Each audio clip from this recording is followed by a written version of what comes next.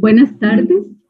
Nancy Piedra les da la bienvenida a las jornadas de investigación del posgrado centroamericano en sociología.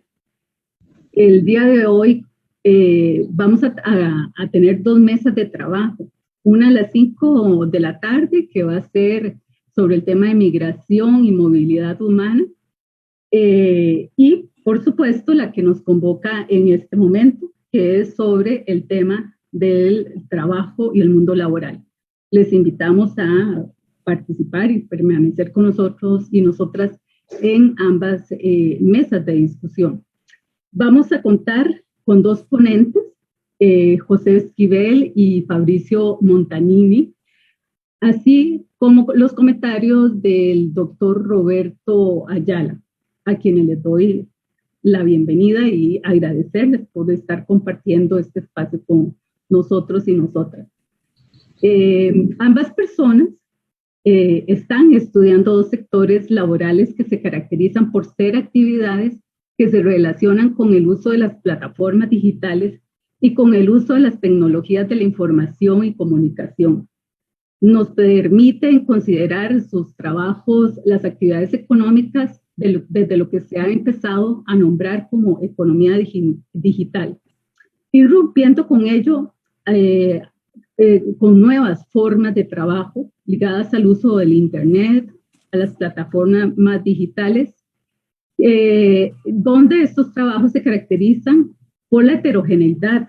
Y dentro de esa gran diversidad, donde encontramos trabajos que se llaman típicos y otros atípicos, muchos de ellos se caracterizan por la precarización laboral. Ahora no podemos generalizar totalmente, decir que todos los trabajos que se están generando a partir del uso de estas nuevas tecnologías remiten al ámbito de la precarización.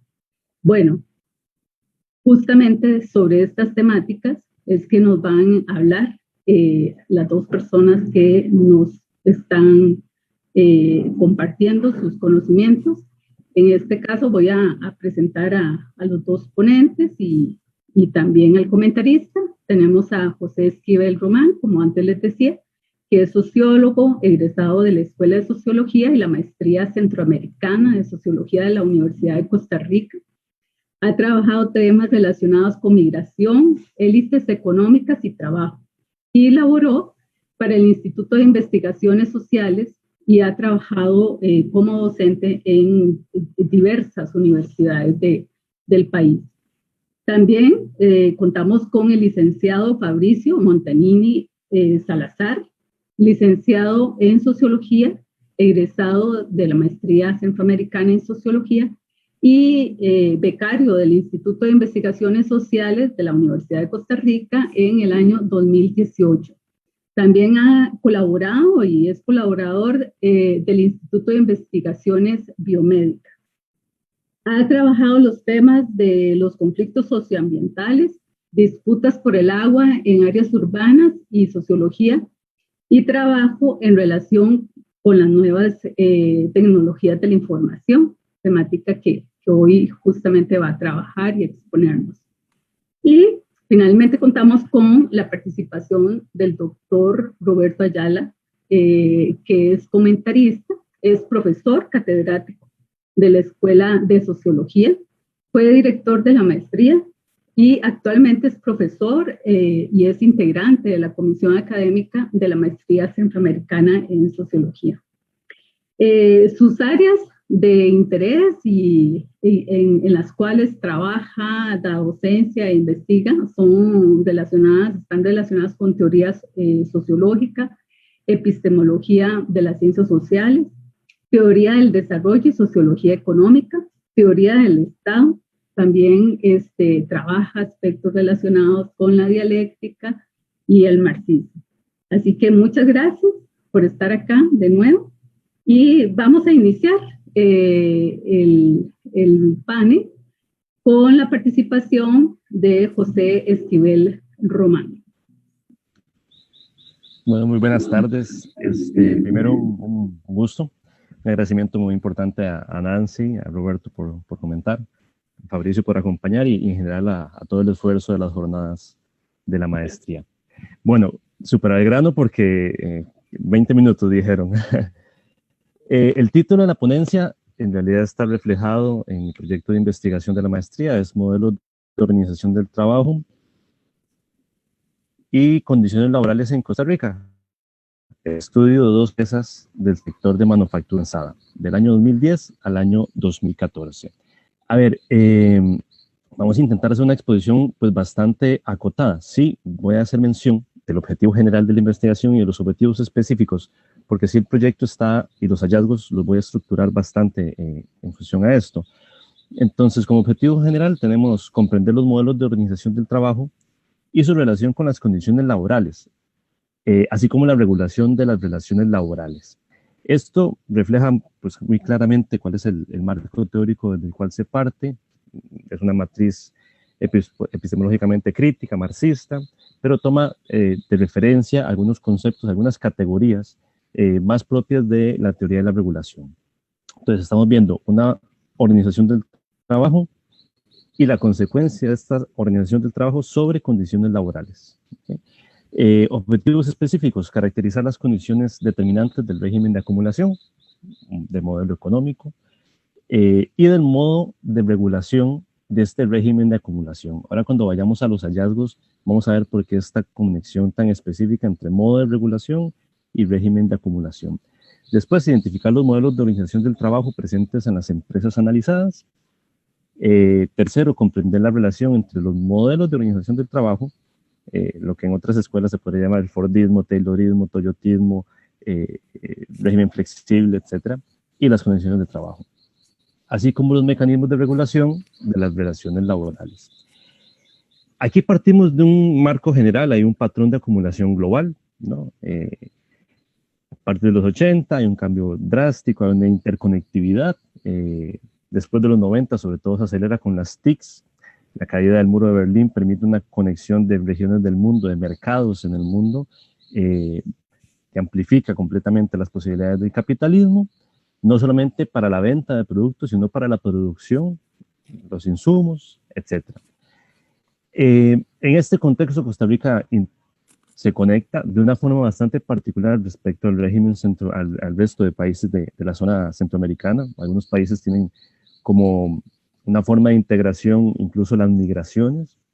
Costa Rica presenta una conexión a partir de la atracción, la acelerada y alta atracción de inversión extranjera directa. Para esto hay unos mecanismos de regulación del régimen de acumulación nacional. Investigadores como Fran Robles o como el profesor Randall Blanco lo han aclarado muy bien como la clase política clase empresarial costarricense tiene unas capacidades para moldear el régimen de acumulación y de favorecerse, ¿no?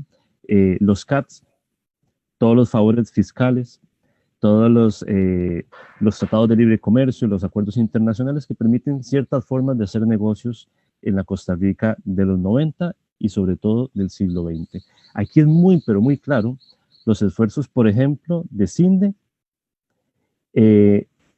y en el caso muy específico de las empresas de manufactura avanzada, cómo intervienen empresarios directos. Por ejemplo, la atracción de Intel, que es la empresa que inaugura el clúster tecnológico de manufactura avanzada en Costa Rica, que empieza las operaciones en el 97, pero es lo que se viene cocinando desde inicios de los 90.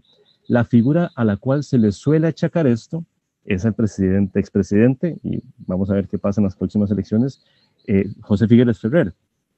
José Figueres Olsen.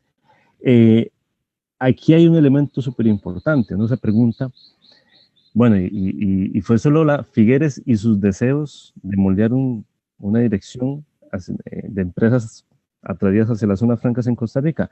Bueno, hay un interés empresarial local muy importante. José Rossi, que fue el ministro de Comercio Exterior de Figueres en la época, tuvo un papel extremadamente activo en la atracción de Intel. Bueno, Figueres y José Rossi tenían acuerdos comerciales con el sector de transporte y gestión de materias primas y de productos elaborados en aduanas. Bueno, estos intereses se vieron beneficiados después de que Intel llegó, porque claramente las empresas seleccionadas fueron las de José Rossi y las de Figueres. Y podemos como no hay tiempo, no vamos a entrar en muchos detalles de estos, pero hay un modo de regulación de la economía costarricense que está completamente en manos del empresariado y de un sector del empresariado muy específico. Ya lejos queda el modelo agroexportador y la oligarquía cafetalera, y nos vemos más centrados en empresarios que tienen una vinculación muy directa en acumulación de capital a partir de la conexión transnacional. Bueno, ahí bajamos un poquito el nivel de análisis y entonces vamos ahora a las empresas que analizamos. Bueno, son dos empresas, una es Bridgestone y otra es Intel, con algunas particularidades unas de otras, y uno pensaría sobre lo superficial. Bueno, Intel es una empresa de mayor tecnología en el mundo, produce los chips más avanzados del planeta, y Bridgestone produce llantas, cosa del siglo XIX, ¿no? Sin embargo, presentan muchas similitudes en cuanto a los modelos de organización del trabajo y, por supuesto, algunas diferencias. Otro elemento particular, Intel llega en el 97, en el pleno acelerón, digámoslo así, del nuevo modelo económico costarricense, mientras Bridgestone llega en los años 50 y empieza su producción, finales de los 50, inicios de los años 60, en el viejo modelo agroexportador, específicamente en el modelo de sustitución de importaciones, en un esfuerzo inicial de Costa Rica por una semi o preindustrialización liviana, aunado al mercado como centroamericano, etc. ¿Qué nos vamos encontrando? A nivel de estas empresas, hay una política muy consciente del Estado de atraerlas, por un lado. Pero por el otro, los mecanismos de regulación de estas empresas quedan laxas, y este es uno de los primeros hallazgos que empezamos a ver. Hay una política muy consciente de parte del Estado costarricense por atraer a estas empresas, por ofrecer facilidades que van mucho más allá de las zonas francas. Ya sabemos que en las zonas francas no hay pago de impuesto de renta, no hay pago de impuesto a la importación, a la exportación, a las tasas de transferencias de dinero, a los impuestos municipales, etc. Más allá de eso, incluso hay favores o facilidades. Los exportadores nacionales se quejaban de que ellos tardaban hasta 10 veces más en sacar sus productos en comparación a Intel o Bridgestone. Sobre todo utilizaban el caso de Intel. Vemos una serie de favores. También en una de las entrevistas a los informantes claves me comentaba que, bueno, que ellos tenían el teléfono directo siempre del gerente del ICE, porque había un acuerdo tácito previo a la llegada de Intel al país, y es que en Costa Rica se podía ir la electricidad en todo el país, excepto en la planta de Intel. Y eso estaba garantizado. Ahora, estos mecanismos de regulación no solamente facilitaban el quehacer empresarial de la empresa, que pudieran traer sus productos, sacar sus productos, una cierta estabilidad incluso financiera en la moneda, etcétera, sino también en suplir la mano de obra. Hay dos tesis en la Universidad de Costa Rica que reflejan cómo los programas educativos del MEP son moldeados a partir de los requerimientos iniciales de Intel. Y básicamente es empujar a un sector importante de educación, de colegios técnicos, pero también incluso de universidades, ir en direcciones en las cuales Intel ocupaba generar recursos humanos. Y ese es un tema central, los recursos humanos en estas empresas de alta tecnología. Se moldean carreras universitarias, se moldean estudios técnicos en el colegio, se impulsa el inglés a más no poder, y bueno, en ese sentido Intel tiene un impacto muy, muy fuerte en cuanto a los planes de estudios y en general al modelo educativo costarricense. No solo Intel, es en general el clúster de manufactura avanzada y esa dirección de Costa Rica verde y tecnológica, ¿no? Que se le empieza a dar a finales de los 90 y ya en los años 2000 se acelera el proceso. Ok. Pero hay un vacío en cuanto a la regulación de estas nuevas empresas. ¿Cuál es ese vacío? Los mecanismos de regulación no contemplan las implicaciones en cuanto a las relaciones laborales. Lo digo con otras palabras. Tenemos leyes, tenemos un código de trabajo propio de los años 40, con leves actualizaciones o leves cambios, ni siquiera podemos denominarlas, me parece, actualizaciones, con leves cambios en cuanto a el compendio de leyes, ¿no? De decretos y en general de aplicación de las medidas de condiciones laborales, relaciones laborales, etc. Ok, ¿qué ocurre? Se implementan una serie de nuevas formas de organizar el trabajo, de una nueva forma de ver las relaciones laborales, pero no hay una actualización y no hay ni siquiera una discusión sobre este tema. Actualmente está con todo el tema de las jornadas laborales flexibles, ¿no? Pero bueno, en los hechos se ha trabajado desde los años 90 con nuevas formas de organización del trabajo muchísimo más flexibles, con una utilización muy intensiva de tecnología y sin embargo, a nivel legal, a nivel de código de trabajo, a nivel de regulación de las condiciones laborales, no ha habido una modernización. Bueno, vamos a ir acelerar un poquito la exposición, quedan 10 minutos. Vamos ahora a hallazgos específicos en cuanto a las empresas estudiadas. Bueno, una de las primeras dimensiones es el modelo de organización del trabajo. Vemos una alta implementación de nivel tecnológico y ahí hay tres implicaciones muy importantes. Una, se ocupa un recurso humano, una clase trabajadora altamente educada. Sin desmerecer otros países, un clúster tecnológico como el de manufactura avanzada que está presente en Costa Rica, y eso que no tomamos en cuenta también la parte de servicios donde entra software, estamos solamente con la parte de manufactura avanzada, no es posible en la gran mayoría de países latinoamericanos. Se ocupa una base de trabajadores con un nivel de educación y por ende un andamiaje público que genere esa fuerza de trabajo. Luego, a nivel interno de cada empresa hay una alta inversión en capacitaciones.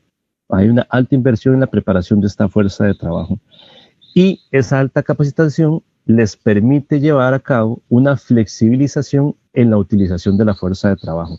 No es extraño que trabajadores a lo interno de la empresa y también a nivel del sector de manufactura avanzada vayan cambiando de puestos de trabajo. ¿Okay?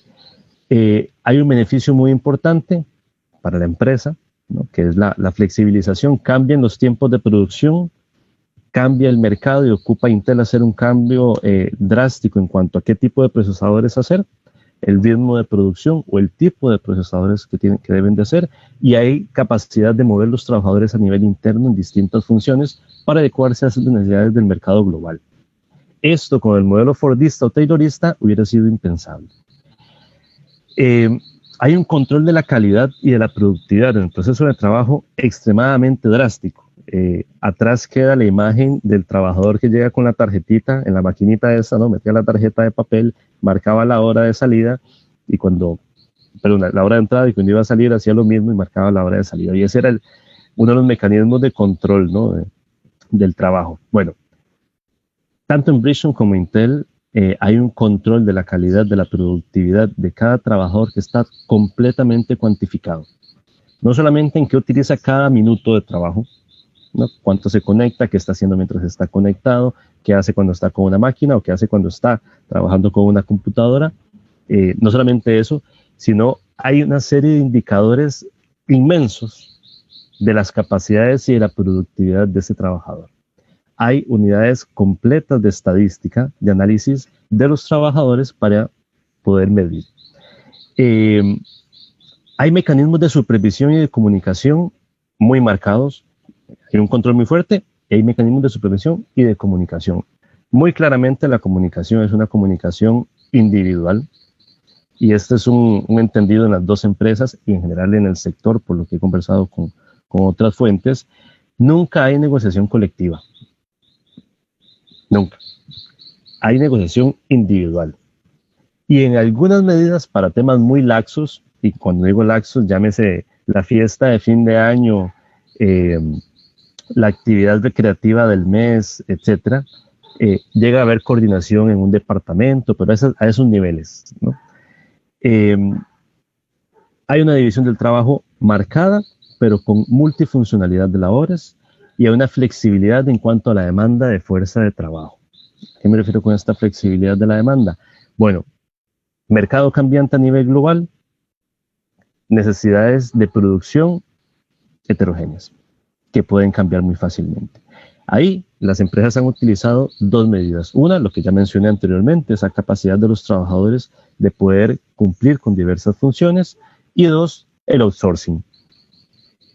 También no fue raro encontrar casos en donde Intel o donde Bridgestone contrataban terceras empresas, costarricenses o extranjeras, para poder apoyar algunos momentos de la producción en donde no dan abasto con con la fuerza de trabajo de la empresa misma. Ahora, aquí empezamos a notar que hay una demarcación respecto al modelo de organización del trabajo digámoslo así, 3 sectores del capital humano, o de la fuerza de trabajo, de la clase trabajadora en estas empresas. Uno son los trabajadores altamente asalariados, muy queridos por la empresa, muy deseables por la empresa por su capacidad productiva y por la inversión que esta empresa ha hecho hacia este trabajador o trabajadora. Hay una segunda clase de trabajadores que son trabajadores con salarios competitivos para el país. El salario promedio en el sector de manufactura avanzada hace 5 años era de 1.100.000 colones. Los únicos sectores que podían competir con salarios de ese tipo era el sector académico público en Costa Rica y el sector médico.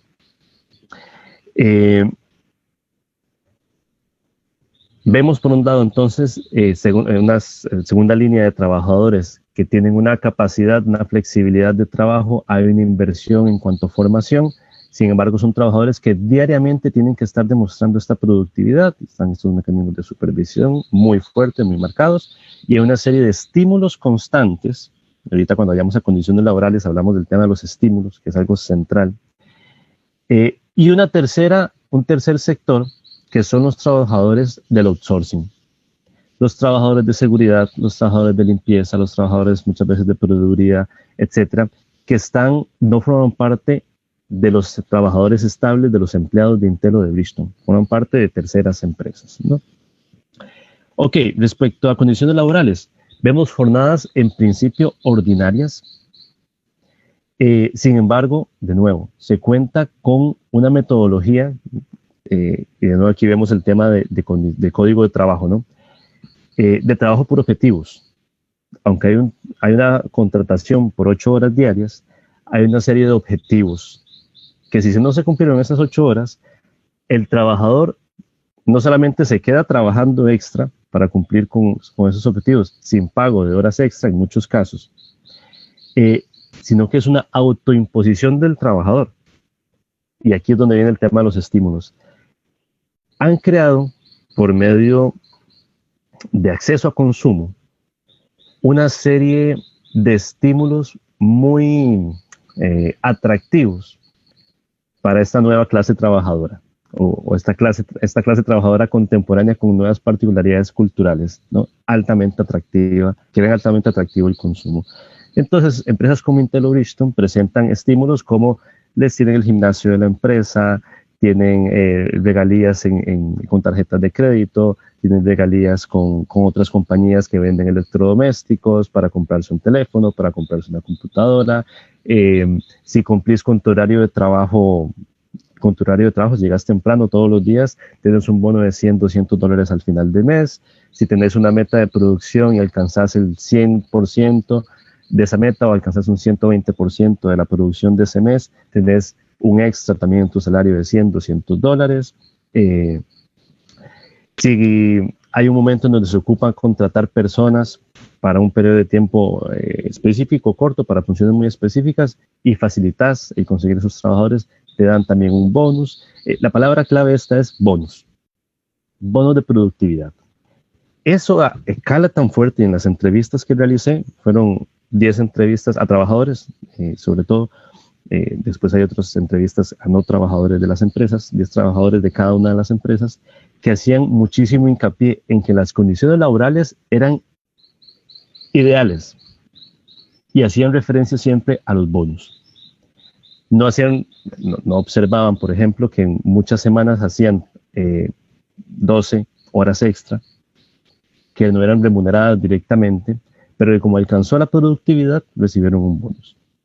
Hay una alta intensidad en la jornada de trabajo, y gracias a los mecanismos de control que íbamos viendo cómo estos modelos de organización del trabajo tienen una implicación innovadora y muy fuerte en cuanto a las condiciones laborales. La intensidad de la jornada de trabajo, no solamente por los mecanismos de control, sino por estos elementos más psicológicos, ¿no?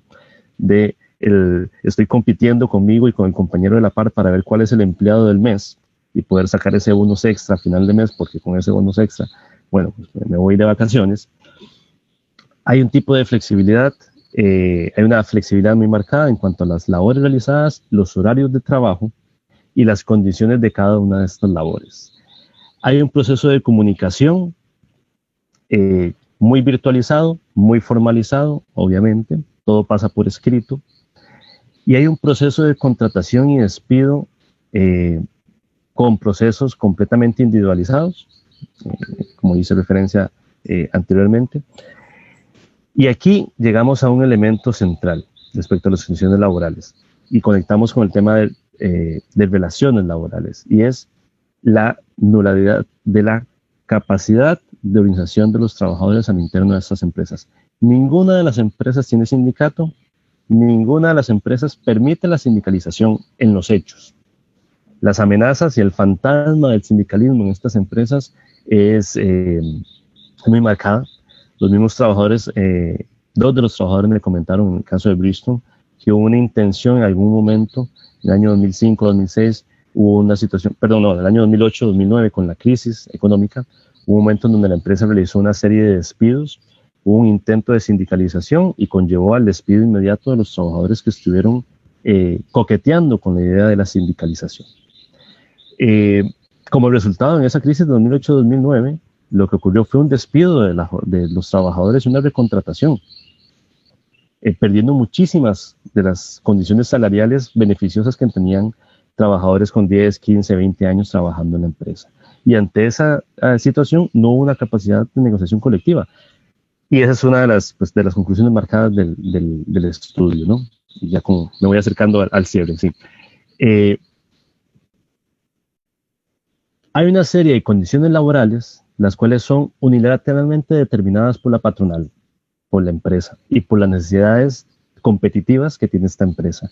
Y no existe una posibilidad de la clase trabajadora de organización, de negociación colectiva, de determinar en un ida y vuelta en una negociación cuáles son las condiciones laborales y la forma de las relaciones laborales a lo interno de la empresa. Y no existe un código de trabajo, no existe un mecanismo de regulación a nivel nacional que blinde, que proteja a la clase trabajadora en estas nuevas condiciones laborales, en estos nuevos modelos de organización del trabajo. Bueno, quedan algunas cosillas por ahí que tal vez en alguno de los intercambios voy a introducir, pero bueno, para no abusar con el tiempo, dejamos un poquito estas ideas en el aire y continuamos. Gracias, Nancy. Sí, muchas gracias, José. Muy clara, de todas formas, la exposición y lo que nos estaba planteando, muy amable. Ahora vamos a dar el espacio a Fabricio Montanini para que nos exponga sobre su texto. Gracias. Gracias. Bueno, buenas tardes. Agradecer en primer lugar por el espacio y bueno, el esfuerzo que hace la maestría para llevar a cabo estos espacios y poder discutir acerca de estos temas. En este caso, como lo vamos a ver en la exposición, lo que voy a presentar a continuación concuerda bastante con lo que acaba de exponer José. Voy a compartir la pantalla. Y bueno, como se mencionó al inicio, ¿verdad? Acá está el título de la ponencia, que es el teletrabajo en Costa Rica, una implementación acelerada ante la pandemia por COVID-19.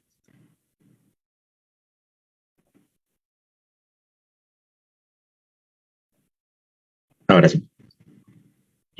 Bueno, en primer lugar, comentar que esta ponencia, de igual manera que José, ¿verdad? Viene del trabajo final de graduación para la maestría, que tiene que ver,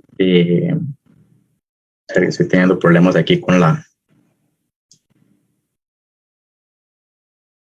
presentación.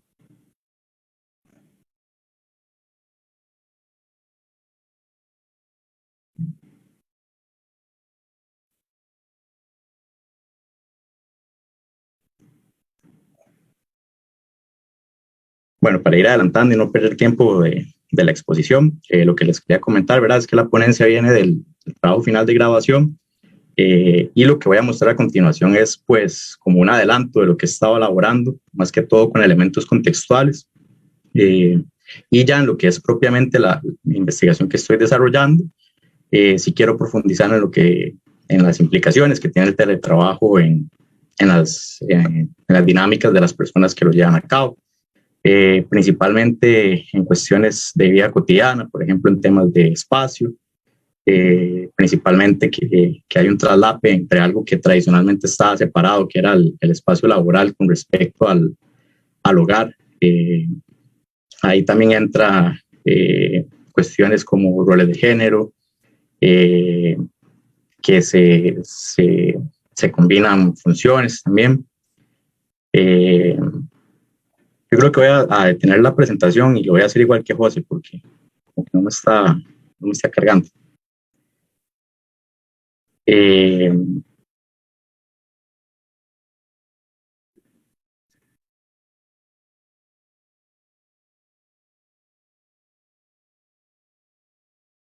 Listo, ahora sí, voy a hacerlo así igual que José para no perder mucho tiempo.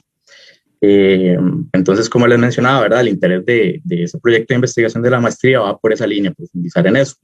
Y lo que presento a continuación tiene que ver más con datos contextuales, de cómo surge el teletrabajo a nivel general y enfocándose en el caso costarricense, que como lo dice el título de la ponencia, tiene que ver mucho el tema que estamos viviendo actualmente, que tiene que ver con la pandemia. Sin embargo, como les voy a mostrar más adelante, ya era una modalidad laboral que venía en desarrollo y que la pandemia lo que hizo más bien fue acelerar ese proceso que ya venía previamente. En términos generales, ¿verdad? Lo que les puedo comentar es que aparte de este crecimiento que ya se venía dando del teletrabajo en el país, venía también con una regulación poco clara y ligada principalmente al sector público, lo que no quiere decir que en el sector privado no se presentara anteriormente, pero como lo vamos a ver más adelante, está más ligado al sector público y creo que por lo que les iba a presentar voy a intentar compartir de nuevo la presentación porque hay un esquema que lo resume.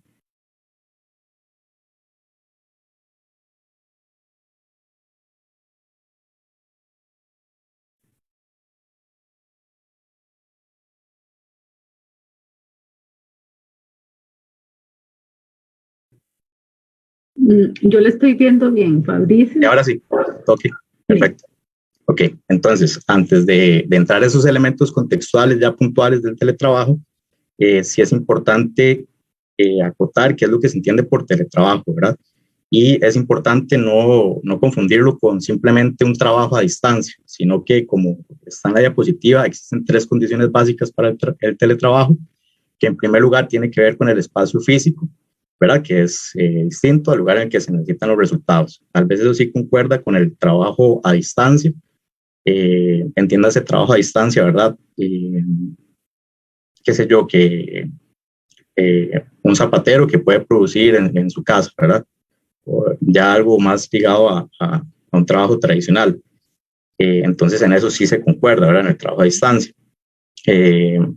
Otro elemento, condición básica del teletrabajo, es el grado de comunicación entre las personas teletrabajadoras y los empleadores. Entonces, si bien no es una comunicación constante, sí existe cierto grado de interacción hacia el lugar donde se esperan los resultados del teletrabajo que se está realizando. Y la tercera condición, que es central en el teletrabajo, es obviamente el uso intensivo de las llamadas tecnologías de la información y la comunicación. Entonces, en relación a esto, a la inserción de las tecnologías de la información y la comunicación en el mundo laboral, el teletrabajo evidentemente se puede ver también como una forma de flexibilización laboral, que concuerda con algunas de las cuestiones que estaba exponiendo José hace algún momento. Entonces, ¿por qué el teletrabajo como flexibilización laboral? Un primer elemento es que se puede recaer en una individualización y fragmentación en la relación de trabajo. Esto, ¿verdad? Al encontrarse la persona aislada, la función que le compete, y al no haber tanta interacción como si había de forma tradicional, que se compartía el día a día con los compañeros de trabajo y demás, al estar en teletrabajo, pues se puede caer en cierto grado de individualización. con esa apreciación hay que tener un poco de cuidado también, porque también el teletrabajo puede aportar en generar nuevas formas de conexión o de interacción entre los pares de trabajo. Entonces eso habría que observarlo caso por caso.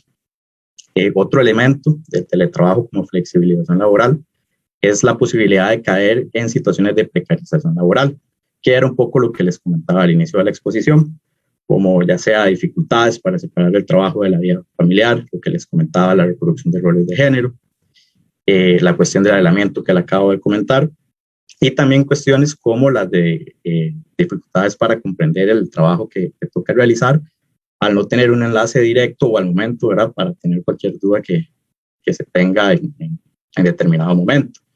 Y también otro elemento es la posibilidad de una supervisión o jerarquías que son difusas, que no se sabe a quién acudir en caso de presentarse algún problema. Y como el último elemento, que también ya lo adelanté al inicio, es las implicaciones en la vida cotidiana, que es lo que quiero profundizar con cuando haga el desarrollo de la tesis ya formalmente. Ahora, ya enfocándose en los elementos contextuales de cómo surge el teletrabajo, a nivel global o en términos generales, los primeros pasos a esta práctica se dio con la crisis petrolera a finales de los 70, relacionada al petróleo, la dificultad para transportarse, y esta modalidad se empezó a ver como una opción, principalmente en Estados Unidos, que para ese momento era donde había un mayor desarrollo tecnológico para llevar a cabo esta práctica. Eso fue un primer acercamiento, pero ya el principal crecimiento se dio en la década de los 90, ya cuando el Internet empezó a tener más auge y también el correo electrónico, que fueron herramientas que empezaron a facilitar el teletrabajo. Esto principalmente en Estados Unidos igualmente y a nivel europeo. Y evidentemente las primeras empresas ligadas a esta práctica tienen que ver con empresas de informática, de telecomunicaciones, el sector de seguros y el sector financiero. Y a nivel general para América Latina, la expansión del teletrabajo comenzó a inicios del presente milenio, pero sí haciendo la salvedad de que no ha sido homogéneo la forma en que el teletrabajo se fue expandiendo. Entonces, de los primeros países que se tienen registrados, que tienen regulación con respecto al teletrabajo en esa época, están Argentina y Chile, que fue de los primeros países en el que empezó a tener más auge el teletrabajo. Ya después México, Brasil son otros de los países que fueron pioneros a nivel latinoamericano con respecto a esto. Y ya a nivel centroamericano, cabe destacar, ¿verdad?, que la información es poca, pero hay una observación interesante, y es que la pandemia por el COVID-19 evidentemente fue un parteaguas, y es donde se empiezan a ver más datos o regulaciones con respecto al teletrabajo.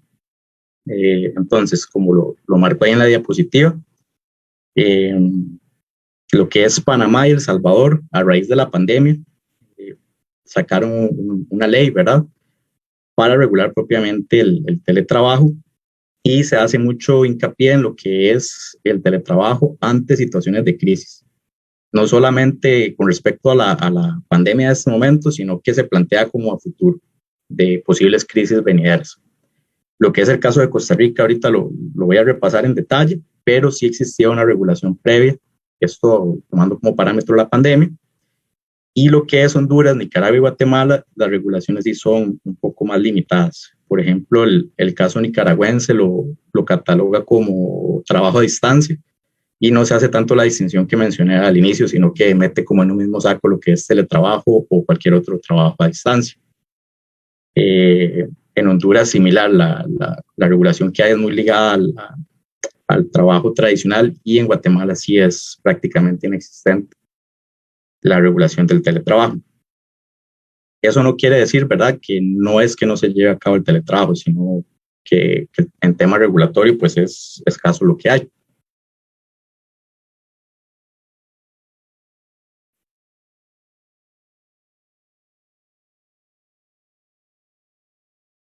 A ver, que ya se me quedó pegada de nuevo la presentación. Vamos a darle un chancecito a ver si avanza.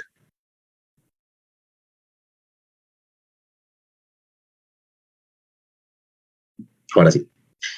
Bueno, este esquema lo que hace es resumir a nivel costarricense qué es lo que ha ocurrido. Entonces, lo voy a ir repasando uno por uno y dando algunas de las características generales y hasta llegar a la actualidad y qué ha sucedido con esta práctica, ¿verdad? El primer elemento, como está ahí en la diapositiva, tiene que ver con un plan piloto que realizó el ICEL en el año 2007, con pocos trabajadores, eso sí, menos de 20, y fue como una prueba, ¿verdad? Para empezar a implementar el teletrabajo.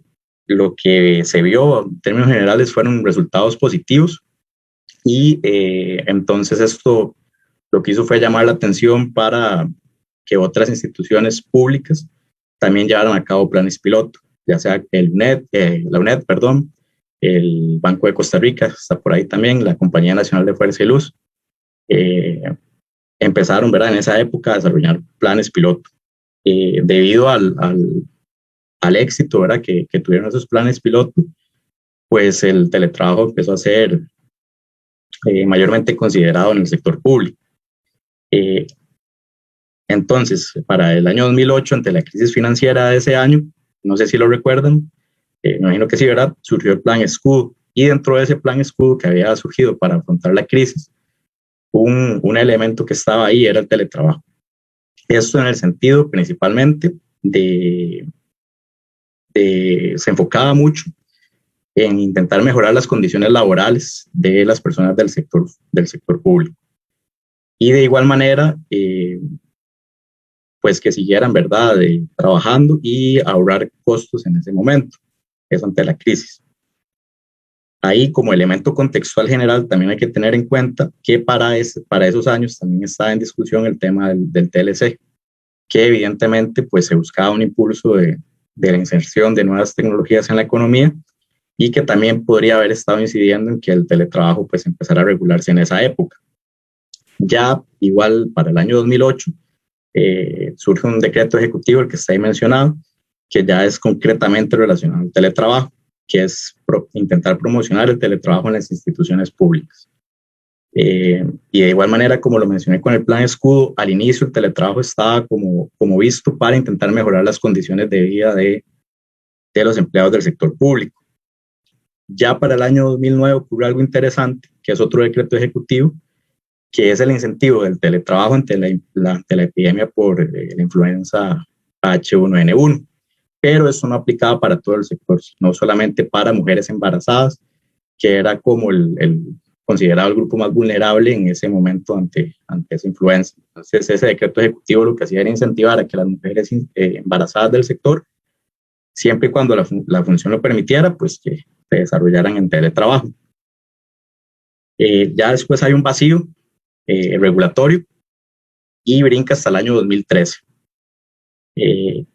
Que es ese decreto ejecutivo que está ahí mencionado, que lo que hace es derogar el primer decreto ejecutivo del 2008 y le cambia la orientación a la regulación del teletrabajo y lo tira más del lado del costo-beneficio que pueden tener las instituciones públicas al llevar a cabo el teletrabajo, como por ejemplo ahorrarse temas de electricidad, de agua, de internet y demás. Y ya no es tanto la búsqueda del beneficio que se veía en cierto momento hacia las personas trabajadoras del sector público. Ya para el año 2015, pues el decreto del 2013, pues como que se profundiza y ya se crean comisiones institucionales para aplicar de una manera más enfocada al teletrabajo, esto por cada institución. Entonces ahí lo que se empieza a profundizar en este proceso. Y para el año 2017 surge otro decreto, igual para incentivar el teletrabajo en las instituciones públicas del GAM, y como se menciona ahí en el esquema, esto ante la reparación sobre el puente del río Virilla. Entonces, hasta este punto, lo que resulta interesante es que el teletrabajo cobra auge en situaciones que se consideran de crisis o situaciones excepcionales. En su momento, la influenza por H1N1, o por ejemplo, la situación de la reparación de tal puente del río Virilla, que pues afectó bastante lo que era el tránsito entre provincias, principalmente entre San José y Alajuela. Y ya por último, para el año 2019, surge la ley para regular el teletrabajo. Entonces, esta ley lo que hace es englobar lo que ya se venía gestando en años anteriores, pero lo que hace también es incluir al sector privado, que como lo observaron en el esquema, no había nada en concreto para regular este sector. Esto, ¿verdad? De igual manera no quiere decir que el sector privado no lo implementara el teletrabajo, sino que se hacía de una forma que no era regulada. Entonces, esta ley para regular el teletrabajo engloba lo que ya se venía construyendo en el sector público e incluye una regulación para el sector privado.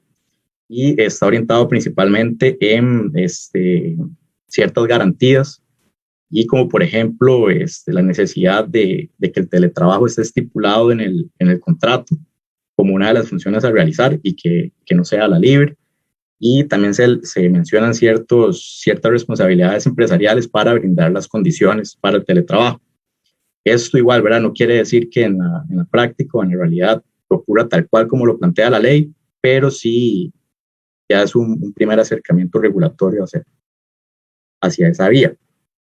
Ya para ir culminando la exposición, enfocarse entonces en qué ocurrió con la pandemia. Entonces, hay que destacar que la ley, ¿verdad?, surge en el 2019 a finales y meses después ocurre lo de la pandemia, ya para el mes de marzo. Entonces, fue como muy seguido. Entonces, ha sido una coyuntura muy importante con respecto al auge del teletrabajo. Y bueno, como primer elemento, como todos conocemos, una de las principales medidas fue la implementación del teletrabajo por parte del Ministerio de Salud, siempre y cuando igual, ¿verdad?, la función lo permitiera. Entonces ya en datos, el Ministerio de Trabajo y Seguridad Social, perdón, ya para el tercer trimestre del año pasado registraba más de 60,000 personas en teletrabajo. Y ahí hay que destacar que en años anteriores, de los pocos datos que se pueden obtener, que esa es otra acotación que hay que realizar, que no es mucho lo que hay antes de la pandemia, y se registraban alrededor de 20,000 personas en teletrabajo, incluyendo personas del sector público y sector privado. Este dato del Ministerio de Trabajo contabiliza solamente al sector público, entonces pues es un contraste considerable con respecto a lo que se venía presentando en años anteriores. Y ya lo que fue la Escuela de Economía también, basándose en el INEC, presenta este incremento, cuando del 2011 al 2019 la media era de menos del 1% de personas en teletrabajo. Empezando el año 2020 incrementó a más del 1,5% y ya terminando el 2020 llegaba a más del 15%. Entonces, lo que evidencia, ¿verdad?, es que la pandemia pues incrementó de una manera acelerada el teletrabajo. De esos datos que presenta la Escuela de Economía, sí se presenta un mayor auge en el sector público de personas que pasaron a la modalidad de teletrabajo. De ahí tal vez lo que incide en este dato es que las personas del sector privado, gran parte de las que están en teletrabajo, es probable que ya antes de la pandemia, pues por el carácter de sus funciones, ya algunas se encontraban en esta modalidad. Y lo que hizo la pandemia fue, pues, tal vez impulsar, sí, más personas del sector privado a desempeñarse en esta modalidad, pero ya gran parte, pues es probable que se encontrara ya en teletrabajo.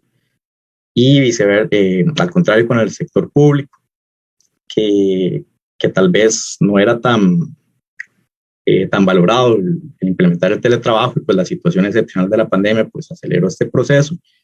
Y como lo vamos a ver ahorita en las reflexiones finales, en el último punto que está ahí destacado, es importante prestar atención al escenario post-pandemia, en el sentido de qué va a ocurrir con estas personas que a raíz de la pandemia se vieron impulsadas a desempeñarse en esta práctica.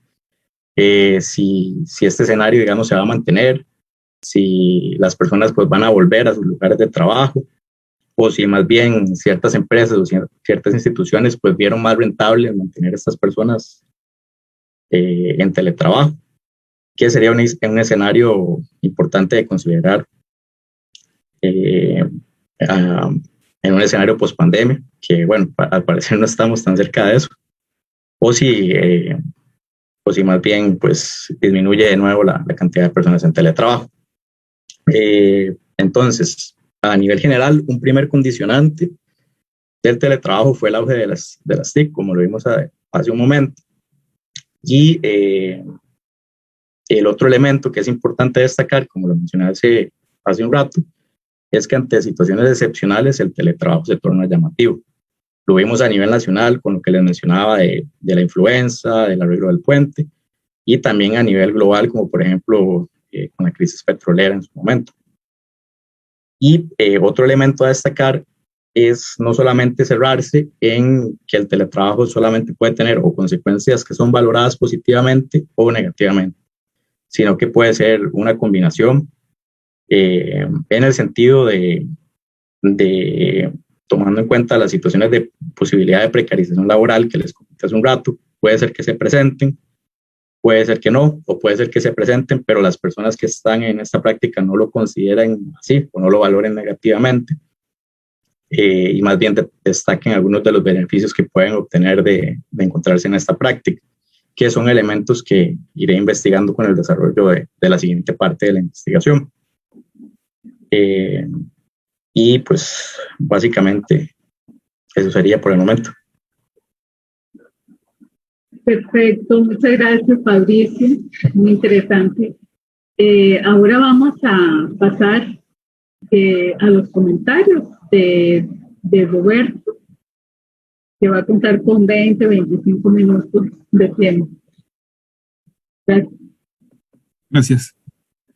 Bueno, en primer lugar, agradecer a la doctora Piedra por la oportunidad y la iniciativa de estas jornadas de investigación, y también a José Esquivel y a Fabricio Montagnini por su disponibilidad y disposición a participar, ¿no? Y a la compañera Marilyn, ¿no? Encargada de toda la parte técnica, etc. En una de esas los sorprendo y hablo menos de 25 minutos, o incluso 20.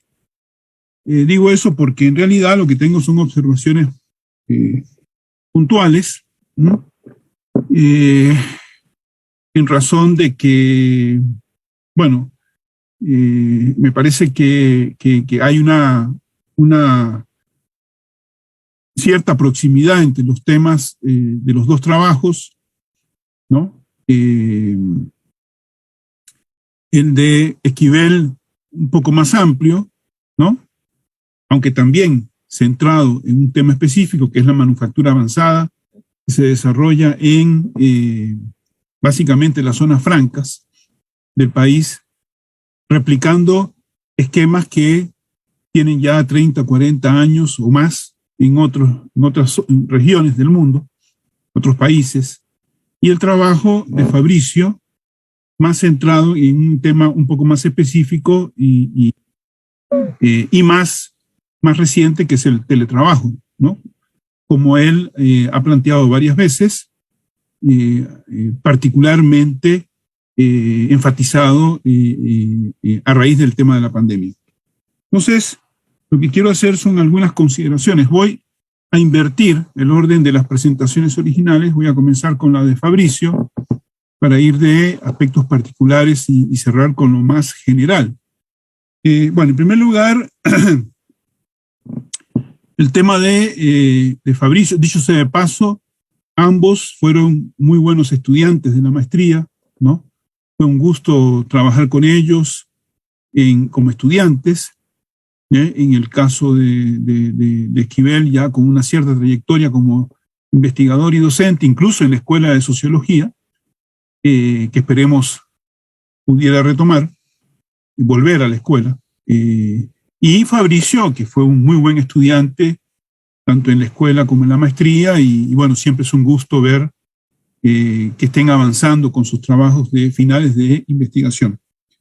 El tema de Fabricio, teletrabajo, ahí, no puedo opinar sobre el proyecto de investigación como tal, porque lo que se presentó fue una especie de ponencia con algunos elementos de contexto, antecedentes, algunas definiciones y algunos datos estadísticos, ¿no? Sobre el avance del teletrabajo en Costa Rica, amén de algunos elementos de legislación o cambios en la legislación, pero no he podido tener acceso, por ejemplo, a la definición del objeto de estudio, el problema, las preguntas, los objetivos, el marco teórico, ¿no? Un poco diferente al caso de Esquivel, que sí presentó, digamos, este tema de el marco teórico y el planteamiento del problema, que da una idea más precisa, algunas preguntas centrales, que da una idea más precisa de por dónde va el proyecto. Seguramente tiene que ver con el hecho de que el trabajo de Esquivel está mucho más avanzado, puesto que es anterior, ¿no? Mientras que Fabricio está en el proceso, ¿no? Es de una promoción más reciente. Así que lo que voy a hacer es un comentario sobre la ponencia que se presentó. En primer lugar, el tema del teletrabajo me parece importante, una cuestión de tipo teórico-histórica, que es precisar el carácter del teletrabajo. Yo creo que hay que partir de un elemento fundamental.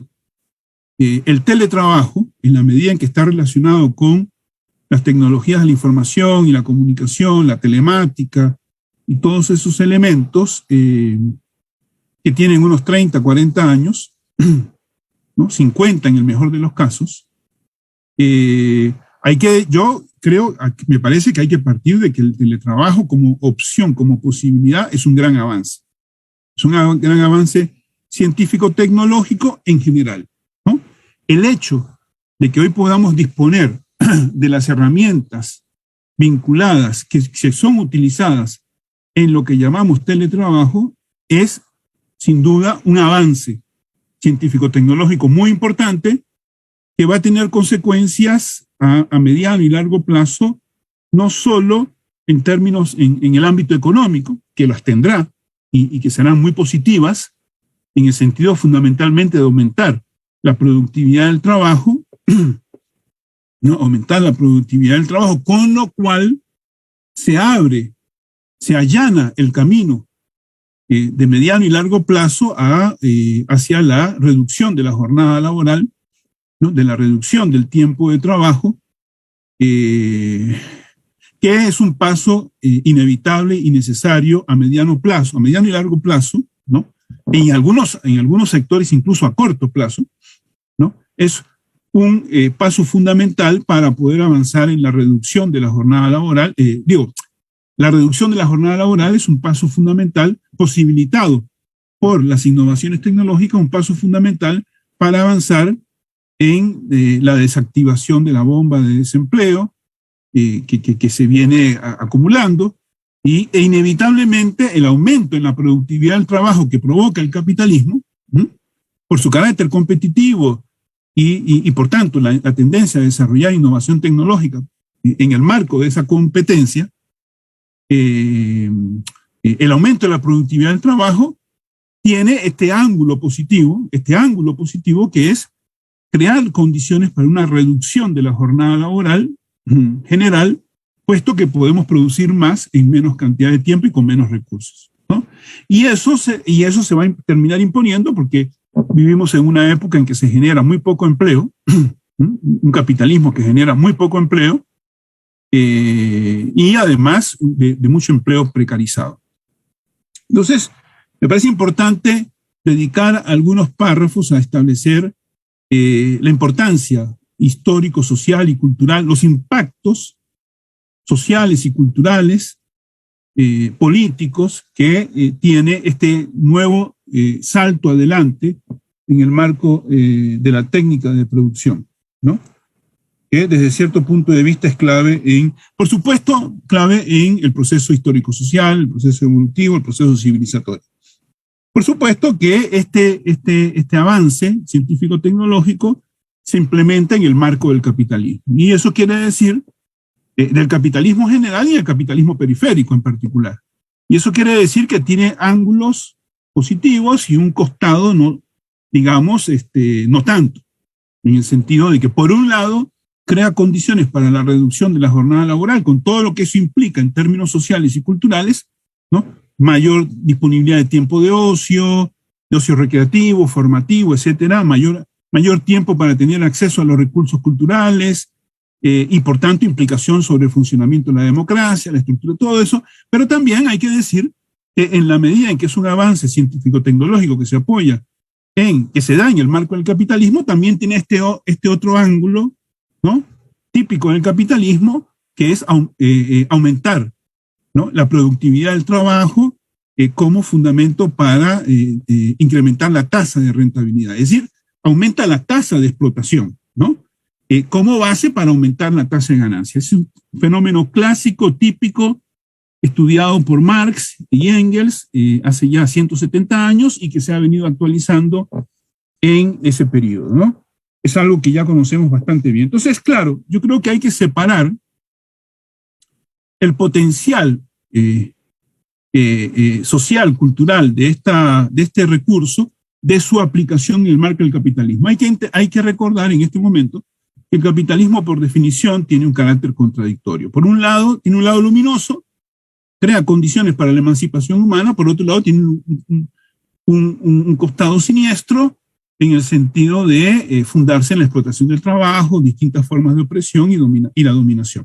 Entonces, claro, todo avance científico-tecnológico en el marco del capitalismo se transforma en un instrumento para aumentar la rentabilidad del capital, la acumulación de capital y como instrumento de la competencia entre las empresas. Entonces tiene ese carácter contradictorio. Todo avance científico-tecnológico en el marco del capitalismo puede abrir las puertas del futuro, pero también puede generar mucho dolor social entre la mayor parte de la población, ¿no? Hay un elemento que toca Fabricio en su trabajo, que es que el teletrabajo, que me pareció muy interesante, que es el tema de que el teletrabajo amplía, rompe la relación, borra la frontera entre trabajo y lo doméstico. Es un tema que se ha venido mencionando en todos los trabajos sobre la cuestión del trabajo remoto, etcétera, etcétera, y el teletrabajo.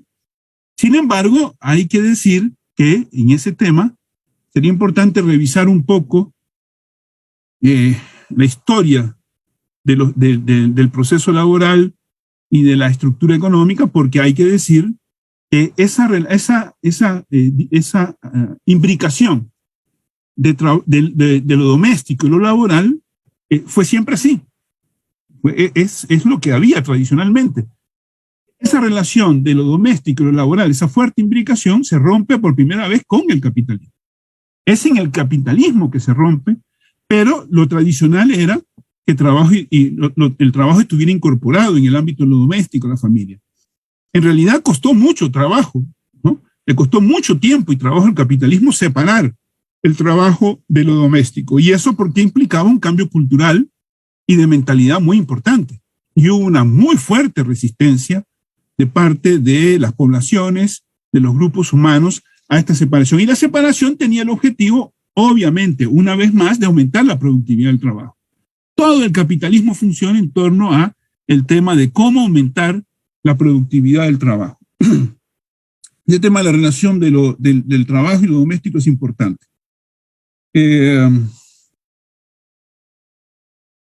Hay que decir que el tema del teletrabajo, un tema interesante en la presentación de Fabricio, es que el teletrabajo se asocia con la flexibilización laboral, ¿no?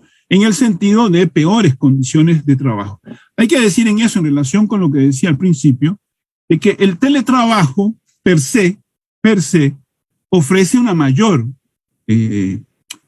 flexibilidad en términos de horario, jornada, lugar de trabajo, y en ese sentido, en principio, ¿no?, abre posibilidades para mejorar las condiciones en que se desarrolla el trabajo.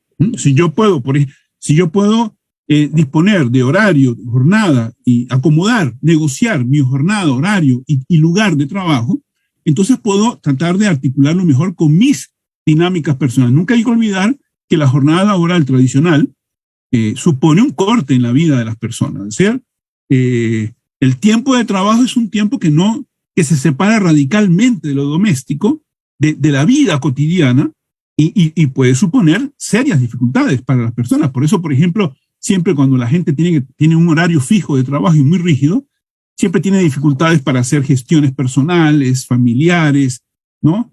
el cuidado de los niños, ir a la escuela, algún problema de salud. Ya sabemos todo lo complicado que es para los padres el tema de si un niña se enferma o si tiene algún problema en la escuela. Los horarios rígidos han sido siempre un problema para los trabajadores. Bueno, el teletrabajo, en principio, abre la posibilidad de que haya mayor flexibilidad en términos de jornada, horario y lugar de trabajo. Ahora, el lugar desde donde se trabaja. Claro, otra vez, en el marco de la gestión por las empresas de esta opción, todo se vuelve mucho más, esa posibilidad de flexibilidad en el buen sentido se pierde, ¿no? En gran medida, puesto que para la mayor parte de las empresas, lo fundamental es la productividad del trabajo, no la comodidad de los trabajadores. Este es el punto fundamental. La técnica, en principio, amplía las posibilidades, pero esa ampliación de las posibilidades está en tensión con el objetivo principal y casi único y fundamental de las empresas, que es su rentabilidad, su acumulación de capital. Y esto es lo que induce un alto nivel de regulación del teletrabajo en el sector privado, que es, ojo, la principal diferencia entre la implementación en el sector público y en el sector privado. En el sector público la regulación tiende a ser más laxa, no solo porque los públicos no tienen el mismo nivel de constricción en el proceso de trabajo que lo privado, sino porque en Costa Rica los trabajadores del sector público suelen estar organizados, a pesar de que en este país se ha prácticamente proscrito el derecho a la huelga, pero hay otros mecanismos hay convenciones colectivas, hay otras formas en que los trabajadores, aparte del derecho de huelga, pueden defender colectivamente sus intereses. En el sector privado no hay sindicatos, como ya mostraba también José. Las convenciones colectivas son cada vez más difíciles, si es que hay, ¿no? Entonces el trabajador está entrampado en una negociación individual que atomiza y fragmenta, como dice muy bien Fabricio, y que hace muy difícil la negociación del trabajador individual atomizado frente al patrón, ¿no? Entonces, claro, en las condiciones que vivimos en Costa Rica, ¿no?, en la cual los trabajadores del sector privado prácticamente no tienen ningún nivel de organización sindical, ¿no?, y menos aún en las zonas francas, en el caso del tema de José Esquivel, las condiciones de negociación de los trabajadores individualmente con los patrones se hacen muy cuesta arriba. Sobre todo, por eso, por lo que decía, porque no hay convenciones colectivas prácticamente, porque no hay sindicatos, menos aún, y porque no hay voluntad política de regular, porque este es el otro problema, ¿no? Este es el otro problema. Aunque yo sé que para algunos es un concepto desagradable, pero acá hay un elemento de lucha de clases, típicamente de lucha de clases, en el lugar de trabajo. Los empresarios, los patrones quieren aumentar al máximo, es la disputa por el excedente, por el plusvalor producido, por el valor adicional producido, mientras que los empresarios quieren aumentar su cuota del pastel, los trabajadores tratan de hacer lo mismo, es una disputa por el excedente. El problema es que entre los trabajadores del sector privado, los niveles de sindicalización son tendientes a cero. Y como además no hay regulación política ni voluntad, ¿no?, de imponer una normativa laboral que proteja las condiciones de trabajo y los derechos de los trabajadores en tanto que trabajadores, entonces el panorama efectivamente es poco alentador, y es muy probable que el teletrabajo se transforme, más que en un momento de ampliación de las posibilidades de los y las trabajadoras, se transforme más bien en un instrumento de aumentar la productividad y la rentabilidad de las empresas, ¿no? Hay un elemento adicional que quiero tocar que está en los dos trabajos, y es que me parece que hay un tema de delimitación semántica o conceptual más bien en el tema de la flexibilización. Se toma la flexibilización como algo negativo siempre, ¿no? Pero ojo, no hay que confundir flexibilización con desregulación. Lo que se da en el marco del capitalismo para incrementar la productividad del trabajo y la rentabilidad, con este tema de la atomización y la fragmentación, etcétera, etcétera, de la conciencia y la ruptura de la solidaridad, que es eso a lo que se refería Esquivel cuando decía que muchos trabajadores están muy contentos y sienten que sus condiciones de trabajo en las zonas francas, a pesar de la individualización, la fragmentación, la atomización, etcétera, es que rompe la solidaridad de los trabajadores, ¿no?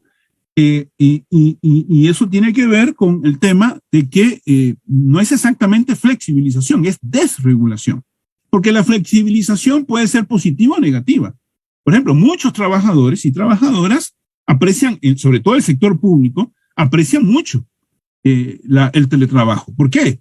Porque les da mucho margen, un mayor margen para decidir qué tiempo dedicar a qué y en qué momento cumplir con sus obligaciones. En realidad, una de las preguntas que coloca Fabricio sobre el futuro del teletrabajo, ¿no? Sobre si en cuál va a ser la dimensión que va a tener el teletrabajo una vez que hayamos pasado la pandemia. Quiero pensar que en algún momento superaremos la pandemia, aunque parece que la verdad comparto un poco el pesimismo de Fabricio, pero en algún momento, si sobrevivimos, y eso es lo otro, superaremos la pandemia.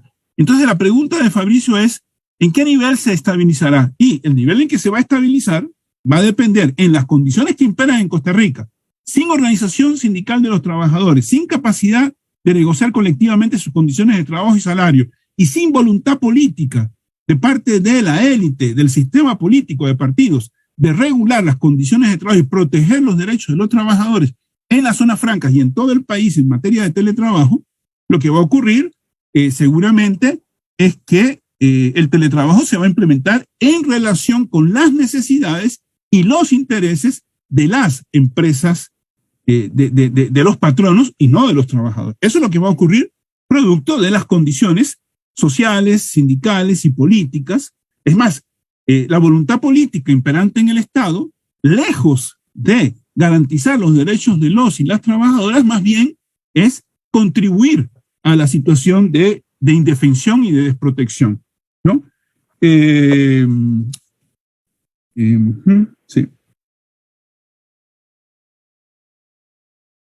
Iba a decir algo sobre los efectos del teletrabajo, pero son bastante conocidos ya: el ahorro del tiempo de traslado, el aumento de la productividad, de la rentabilidad del capital, la disminución de los gastos de transporte, rebaja en los combustibles con los impactos en el medio ambiente, todo eso, y en la importación de combustibles.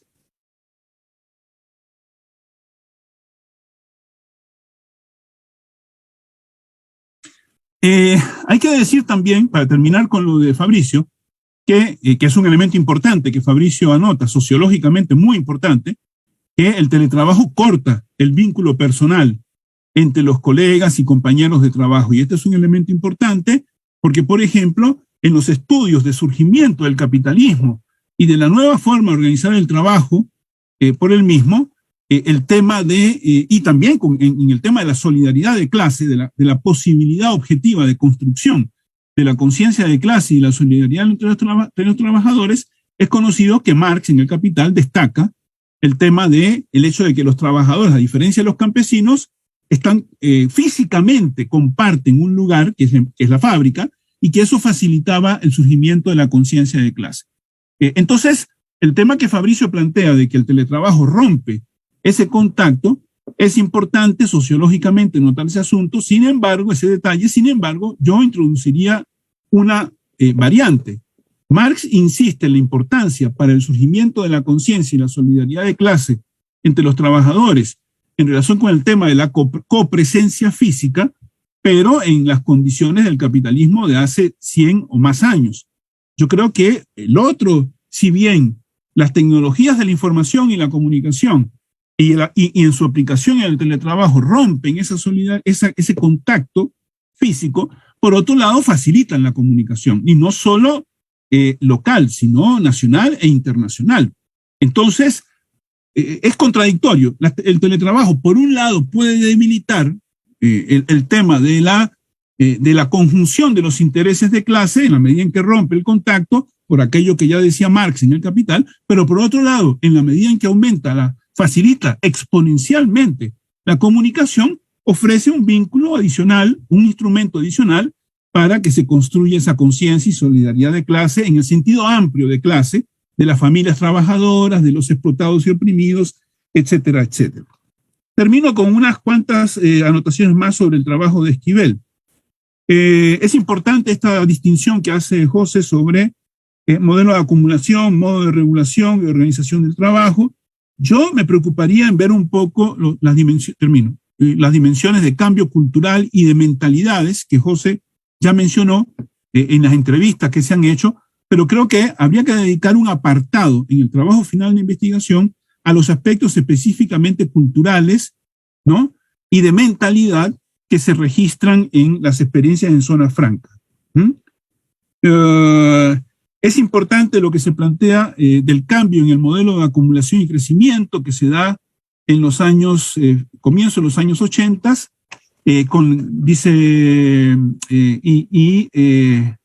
y sobre todo con esta segunda fase de la neoliberalización que arranca con el gobierno del señor Figueres y la llegada de Intel y el proceso de industrialización. Sin embargo, me parece que sería interesante, un ejercicio interesante para la solidez del trabajo de investigación, dedicar un apartado pequeño, ¿no? Al tema de cómo arranca la industrialización en los años 50 en Costa Rica sobre la base del mercado común. Yo creo que en un trabajo como este es importante dedicar algunos párrafos al problema histórico de la importancia que tuvo el mercado común en la primera fase de industrialización de Costa Rica, porque es un problema de justicia histórica con el mercado común, la integración centroamericana, que una vez más vivimos en un momento en que está aletargada. Y el problema de la integración es fundamental para poder enfrentar las condiciones del mercado mundial con mejores posibilidades de negociación. Una vez más, las élites centroamericanas congelan el proceso de integración si es que no involuciona.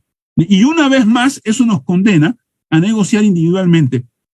José Esquivel ha llamado mucho la atención correctamente sobre las ventajas que Costa Rica ha tenido en su relación con la capacidad de atracción de capitales, el outsourcing, etcétera. Pero hay que decir que es una relación individual manipulada por el mercado, por los capitales y los mercados internacionales, y que nos hace muy dependientes de esos mercados y capitales. Lo cual quiere decir que en la medida en que somos un país favorecido o en un lenguaje específico, una semicolonia privilegiada,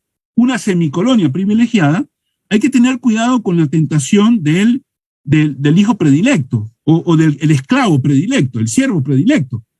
Aunque sea predilecto, sigue siendo siervo. Y justamente porque es predilecto, es más chantajeable.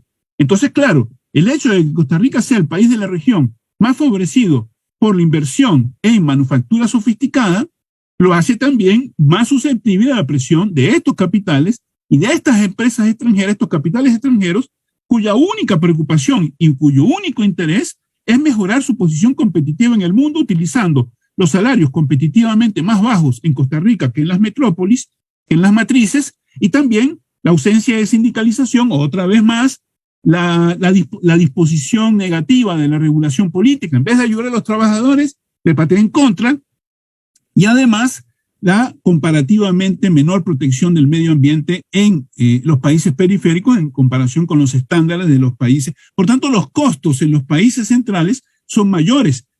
Ese es el único interés. Y así como Intel en el año 2014 cerró el proceso de producción, mañana, cualquier día, o Motorola se fue también, y en otras ocasiones, empresas extranjeras, multinacionales, han abandonado el país, en cualquier momento lo pueden hacer. El problema de ser el país predilecto para la inversión es que nos hace muy susceptibles al chantaje de estas empresas. Y lo último que quiero decir, que me parece que es un tema importante, me parece que en el trabajo de Esquivel habría que enfatizar los encadenamientos que se dan, los encadenamientos que las zonas francas establecen con la economía nacional. Por ahí hace una semana creo que se publicó un estudio sobre una estimación particularmente optimista y sospechable, porque viene de un ámbito, de un think tank ideológicamente muy favorable a las zonas francas, pero se publicó un estudio muy optimista, muy positivo sobre los efectos sobre la economía nacional que tiene la legislación de zonas francas, etcétera, etcétera. Yo creo que hay que tomar con pinzas esos estudios, hay que examinarlos, pero está claro que algún beneficio plantea. sin duda alguna. O sea, como dice Esquivel en su presentación, bueno, la formación de la mano de obra, de la calificación de la fuerza de trabajo y algunos salarios que se pagan, es positivo para el país, sin duda alguna.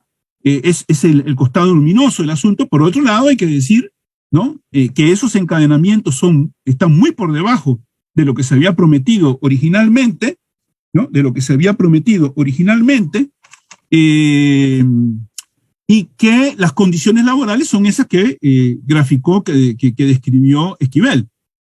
A pesar de la mentalidad de los trabajadores, ¿no? A pesar de que, claro, comparado con las condiciones de trabajo en la economía nacional, a pesar de eso, muchos trabajadores opinan que son condiciones muy favorables de trabajo, pero no hay que olvidar que la ausencia de sindicalización y la desregulación de la jornada laboral y el hecho de que el Código de Trabajo no rija en las zonas francas los expone a altos niveles de explotación, aunque no sean conscientes. El hecho de que esas empresas paguen mejores salarios en las zonas francas, ¿no? Es sintomático de que están extrayendo un alto nivel de valor de esos trabajadores.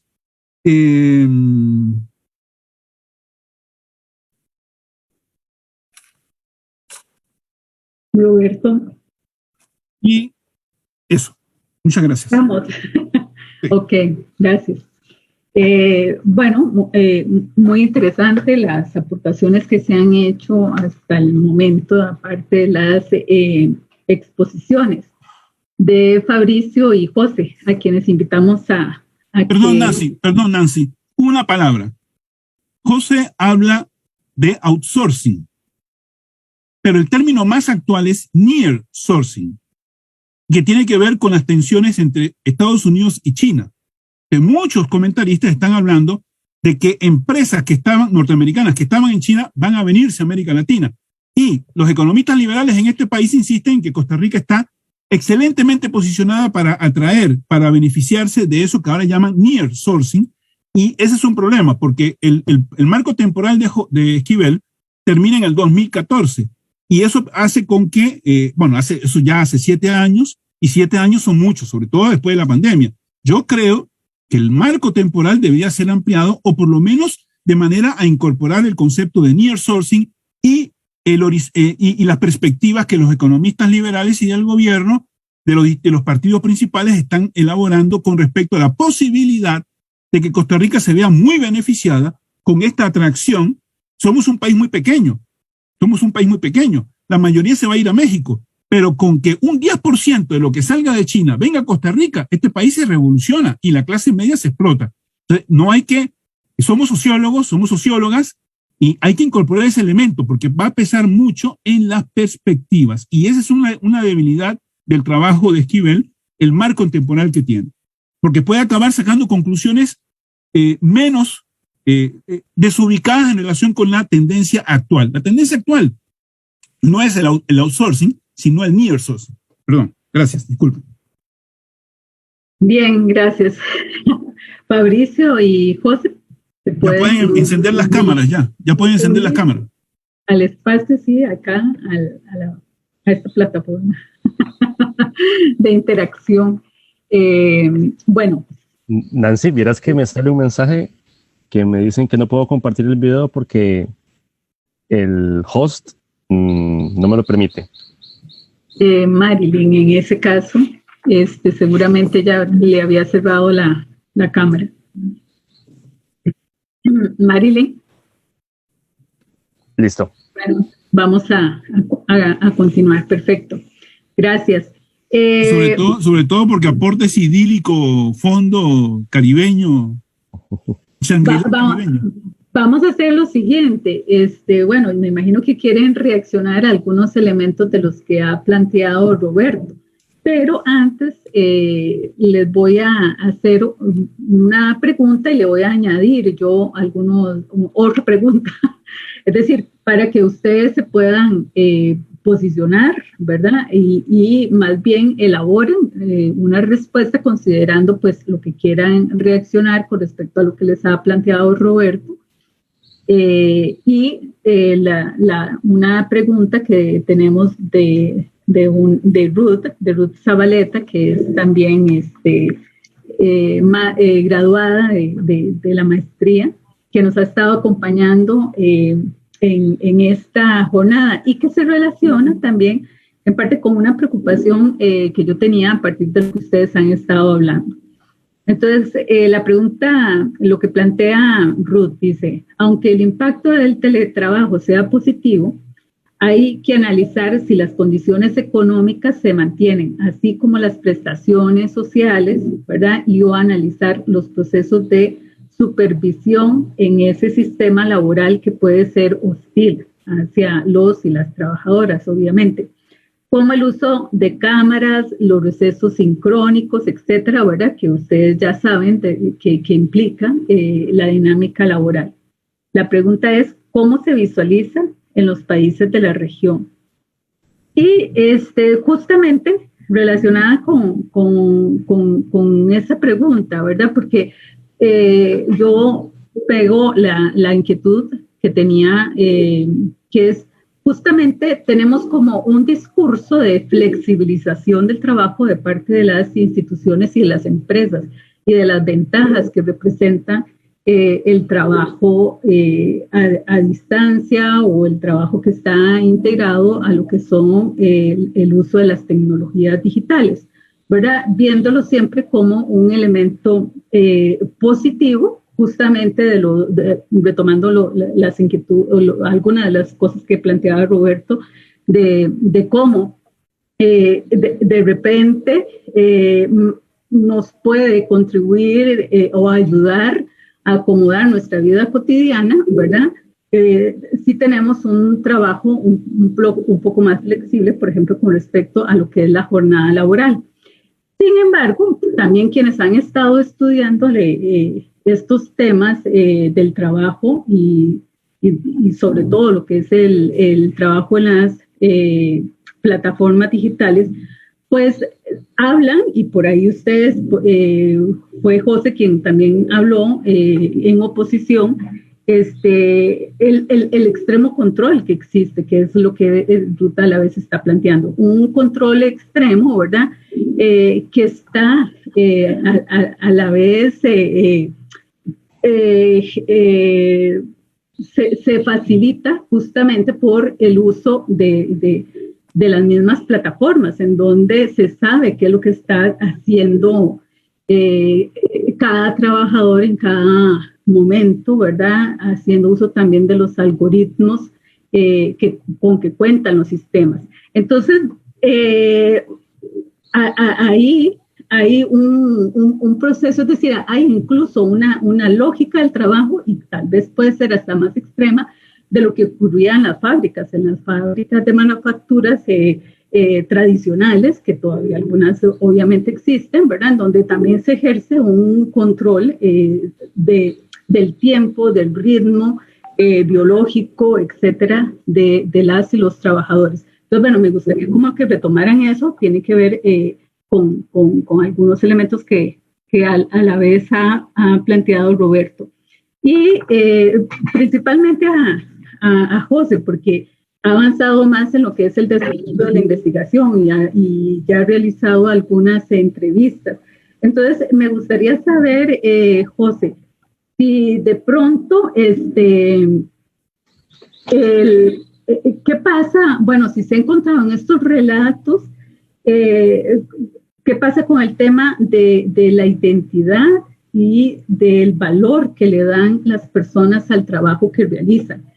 Es que eso en alguna medida también se relaciona, quizás no de la misma forma, pero por lo menos yo que he trabajado, he estudiado también un poco lo que es la dinámica de los trabajos en los call centers, en los centros de llamadas, sí se está, es decir, yo encuentro que sí se está generando un proceso muy interesante que tiene que ver con la construcción de una identidad colectiva, de cómo nos sentimos nosotros diferentes ante otros trabajadores e incluso con ciertos niveles de privilegio y con muchas contradicciones, ¿verdad? Porque no son trabajos que solo les favorecen porque de pronto pueden obtener un mejor salario que si se emplearan en otras actividades laborales, pero le genera un estilo de vida muy consumista, muy relacionado con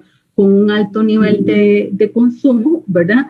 Pero también les afecta profundamente, producto de los niveles de estrés a los que son sometidos durante las horas de trabajo, a muchas enfermedades que se generan a partir de su propia actividad laboral. Entonces, me pregunto, con respecto al espacio que he estado trabajando de estos trabajadores de alta tecnología,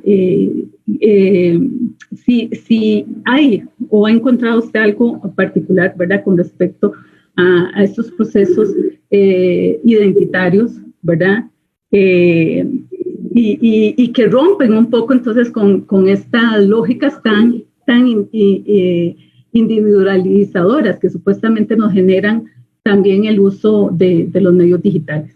Eso sería, a ver si pueden decirnos un poquito a raíz de tantas cosas, porque obviamente pues es un temas que nos están implicando a todas las personas en este momento, ¿verdad? Muy interesante, ¿ok? ¿Quién quiere iniciar? Empezamos con José, que fue el primero, ¿ok?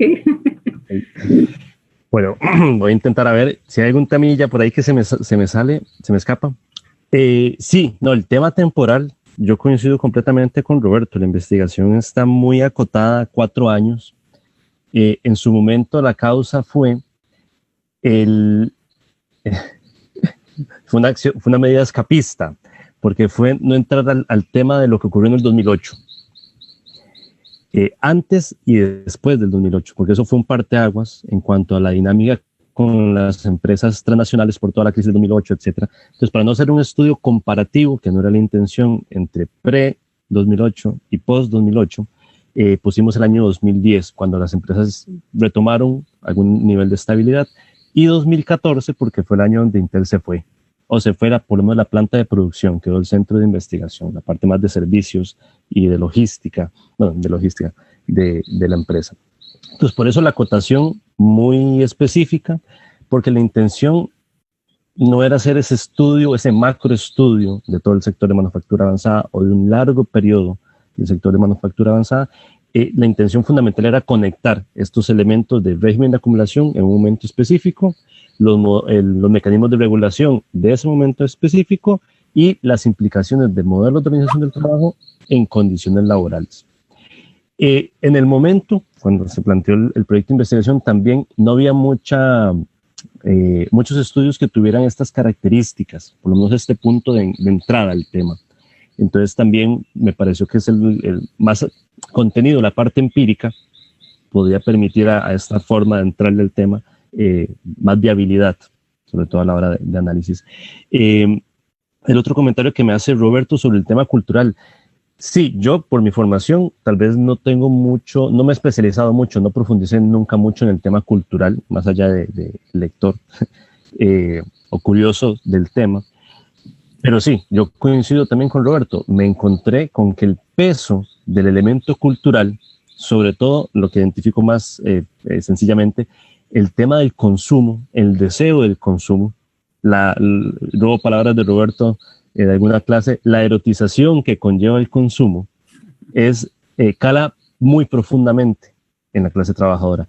Y ahí hay un tema, claro, hay una erotización del consumo individualizada que a nivel de interés, clase para sí, diría Lukács, les cuesta mucho identificarse como una clase.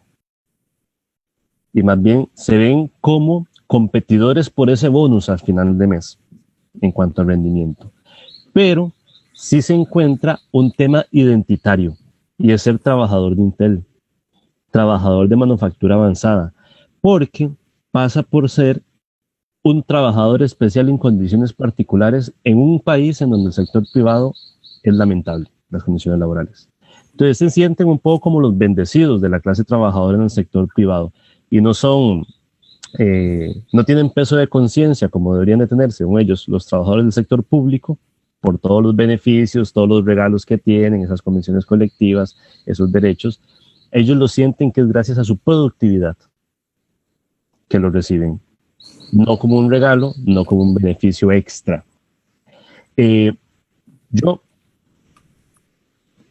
identifico incluso para temas de consumo mayores beneficios en el sector de manufactura avanzada que en el sector público, que fue otro tema de investigación que tuve en el Instituto de Investigaciones.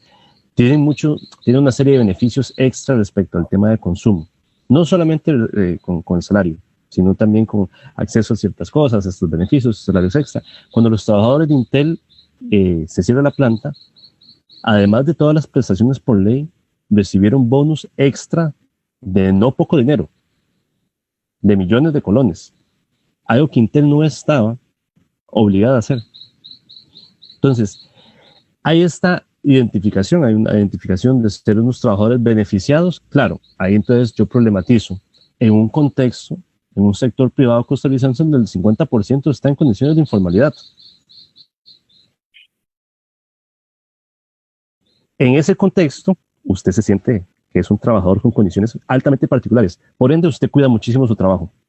Sí encontré una diferencia respecto a los trabajadores de gama media, gama alta, digamos, gerentes, directores, supervisores, ingenieros muy especializados, que tienen un elemento identitario, pero fácilmente se cambian de trabajo. Hay un escaso, o había en ese momento, un escaso ejército de reserva, diría Marx. No muchos trabajadores con esa capacidad, con esas capacidades. Entonces eran muy, muy valorados. Y habían coqueteos de empresas competidoras o empresas del sector de manufactura avanzada por atraer el mejor material humano, digámoslo así. En los trabajadores de capacitación media hacia abajo, hay una valorización mucho más tradicional de sentirse bendecidos y de ver y ponerse la camiseta de Intel o la camiseta de Bridgestone y estar eternamente agradecidos por tener ese trabajo. Entonces, por ahí ese elemento.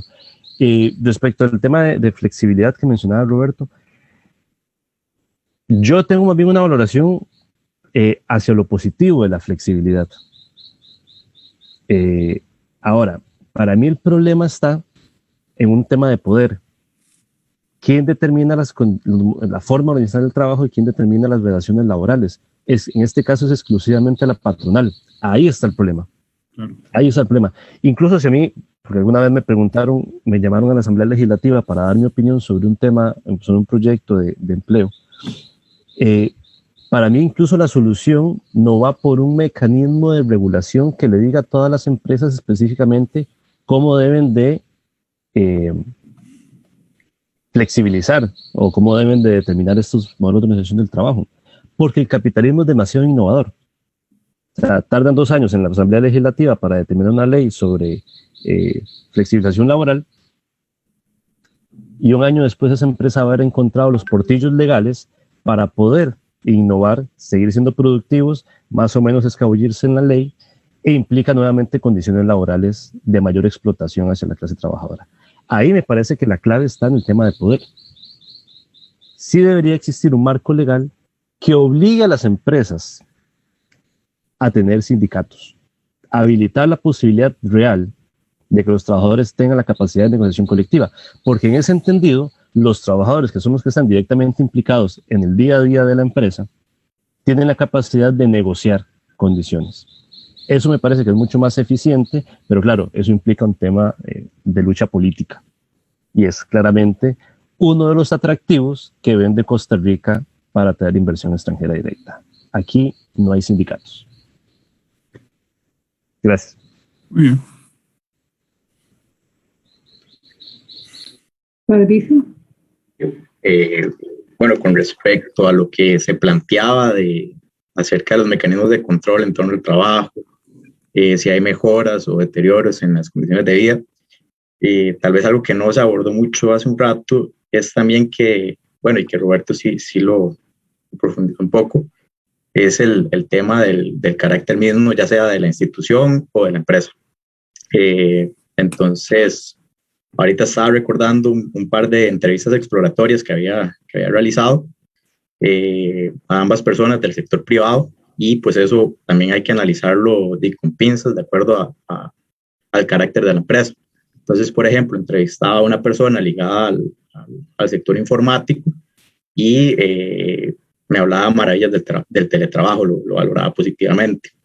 Y entrevisté a otra persona, igual del sector privado, pero que se desempeñaba en call center. Y fue tal punto que terminó renunciando esta persona. Entonces, el carácter mismo, ¿verdad?, de las funciones también puede incidir en si mejora o deteriora las condiciones de vida y los tipos de mecanismos de control. Porque, por ejemplo, la persona del sector informático me hablaba que no era tanto una cuestión de jornada laboral de 8 horas, cumplir las horas, sino algo más ligado a objetivos. Entonces, si la persona cumplía los objetivos, pues podía desconectarse antes de tiempo, ¿verdad? Bueno, pero tenía también el riesgo de que al estar, ¿verdad?, siempre en teletrabajo nunca se desconectaba. Entonces, en cualquier momento podía surgir alguna situación y a pesar de estar fuera de horario laboral, pues igual tenía que atender situaciones de trabajo. En contraparte de la persona de call center, que sí tenía un mecanismo de control estricto, como por ejemplo, si se levantaba al baño y duraba más del tiempo establecido, esa persona utilizaba computadora de la empresa, entonces había un contador de llamadas que la persona al no estar en la computadora pues se iba acumulando, ya esto llegaba a la supervisión e inmediatamente llamaban a la persona que qué estaba pasando, que estaba conectada. Entonces, una me decía que en su propio cuarto, ¿verdad?, que era donde desarrollaba esta función, ya ni ahí quería estar, ¿verdad?, del nivel de estrés que sufría a causa de este trabajo. La persona, volviendo a la persona del sector informático, esto es otro elemento también a tomar en cuenta, es que la empresa le había brindado ciertas condiciones para desarrollar el trabajo, le brindó computadora, silla ergonómica, escritorio, en su propia casa tenía un cuarto específico para el trabajo y otro cuarto aparte, a diferencia de esta otra persona que lo que le brindaron fue la computadora, el teléfono, pero tenía que poner el internet y demás, y a la persona informática más bien le daban un bono de compensación por el uso de internet que hacía o el gasto que se le iba a aumentar. Entonces, ahí entra otro tema también de que el teletrabajo abre la posibilidad de que las empresas se ahorren ciertos costos operativos y que más bien puedan recaer en el trabajador, como por ejemplo el caso del internet o la electricidad. Pero a la vez, hablando con estas personas, ven como positivo que no tienen que gastar en pases, o gasolina, que no pierden tanto tiempo trasladándose, perdón. En ropa. En ropa también, sí. Entonces, como que sí hay una tendencia a hacer esas valoraciones, tanto negativas como positivas. Entonces, retomando el tema de los mecanismos de control, pues puede variar, ¿verdad?, del carácter de la empresa o de las funciones que tenga la persona el trabajador o la trabajadora. Y en el tema del sector público, pues ya es también tema aparte, que tal vez pueda estar más ligado a un tema de cumplir ciertos objetivos, y si ya la persona los cumplió, pues ¿verdad?, no le amplía la posibilidad de tener más tiempo para sí mismo y demás. Y con esto quiero también retomar lo que me mencionaba el profesor Ayala de que no mencioné la pregunta y los objetivos de la investigación. Fue más que todo por el problema técnico que tuve al inicio. Pero sí, la idea de la investigación es hacer un análisis comparativo entre el sector público y el sector privado en torno al teletrabajo, basándose en las condiciones sociolaborales en las que están las personas que desarrollan esta modalidad y las implicaciones en vida cotidiana. Ese es como el problema de la investigación, y esto pues haciendo algunos análisis de caso. Más o menos esa es la vía de la investigación, y con los objetivos tiene que ver en primer lugar el tema de contextualizar, que fue un adelanto de lo que presenté acá, porque es muy poco lo que hay investigado en el país con respecto al teletrabajo. En segundo lugar, profundizar en el tema de las condiciones sociolaborales y hacer esa distinción, ¿verdad?, entre lo público y lo privado, que es lo que hemos estado hablando hace un rato. Y en el tercer paso, el tercer objetivo, ya profundizar en las implicaciones de vida cotidiana, haciendo la salvedad de la condición particular en la que se encuentra la persona. Puede variar. Y pues no, básicamente sería eso. Bien, muchas gracias. No sé si Roberto quiere agregar un comentario final. ¿Cuántas cosas? Sí. Sí, yo creo que lo interesante del trabajo de Fabricio, es decir, sobre el tema de teletrabajo hay una cantidad de información descomunal produciéndose, sobre todo en los países del capitalismo avanzado y en países como Chile y Argentina. Se está, digamos, en nuestro idioma, en castellano, en nuestra región, hay, me parece, una cierta cantidad de estudios ya en curso en un país como la Argentina. Ahora, yo sí creo que me parece que lo interesante, el aporte fundamental del trabajo de Fabricio sería registrar y por decirlo así, mostrar el grado de avance que tiene el proceso en el país y cuáles son las características particulares que hacen, que posicionan a Costa Rica con cierta ventaja: la formación de la mano de obra, el sistema educativo público, las universidades públicas sobre todo, y en la medida en que es una comparación entre el sector privado y público, yo creo que va a ser interesante ver el tema de los sistemas de control del trabajo diferenciado entre el sector privado, donde la supervisión y el control es mucho más estricto, porque está en función de la ganancia, justamente, y de aumentar mejorar las condiciones competitivas. Y la comparativa laxitud del Estado, donde no hay estos factores y donde además los trabajadores suelen estar organizados y por tanto tienen mayor capacidad para negociar sus condiciones de trabajo. Por eso insisto que el problema de cómo se aplique el teletrabajo, como decía José, es un problema de relaciones de poder en el marco de la estructura de la propiedad. ¿Me explico? En las condiciones, en el caso del tema de José, de las zonas francas, ¿no? Si no hay organización sindical y si no hay voluntad política en el país, en el gobierno, en el sistema político, de regular en el sentido general de establecer condiciones de funcionamiento. Por ejemplo, en el gobierno de la señora Chinchilla se estuvo a punto de aprobar una reforma tributaria patrocinada, inspirada por el señor Otón Solís, antes de pegar un giro al centro derecha, que introducía impuestos en la zona franca. Y ahora, lo que en ese momento se decía entre los economistas neoliberales que era la tumba de la legislación de zonas francas, ahora resulta que el presidente de Estados Unidos capitanea un movimiento a nivel mundial para establecer un impuesto mínimo a las corporaciones que comenzó siendo 21% y finalmente terminó en 15%, y que va a afectar el funcionamiento de las zonas francas locales. Entonces, es un problema de gestión racional del capitalismo, pero sí me parece que esos dos elementos, la ausencia o el carácter de la regulación política, que puede ser de desregulación, ¿no? Que más bien es de desregulación, la regulación política local y la ausencia de organización de los trabajadores, son elementos fundamentales para aproximar. Después hay, obviamente, a nivel más micro, hay aspectos más específicos. Fabricio mencionó la cuestión de género, que evidentemente hace una diferencia a nivel micro entre las personas, los tipos, las categorías de personas, o cuestiones de calificación del trabajo, etc. De todas maneras, yo sí creo que hay que tener cuidado con perderse mucho en un fenomenismo empírico.